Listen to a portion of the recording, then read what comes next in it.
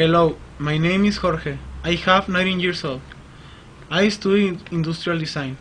I like listening to music and hanging out with my friends in my spare time. My passion is the cars, especially American muscles and animals. He is my dad. His name is Jorge. He likes animals and all his in tournament. He have 41 years old. He has been selling recyclable materials. He is a little fat and she is my mom. Her name is Angelica. She likes to go shopping and hang out with her friends.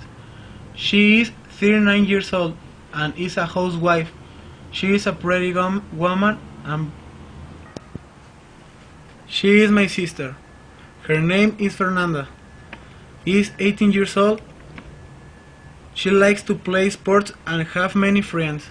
She plays volleyball and study his career is business administration.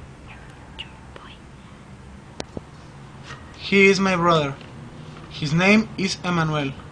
He also likes sports and also likes the music. He plays volleyball and football soccer. He has 12 years. She is my sister. Her name is Diana. Half 2 years of age. She is the smallest, is the consent.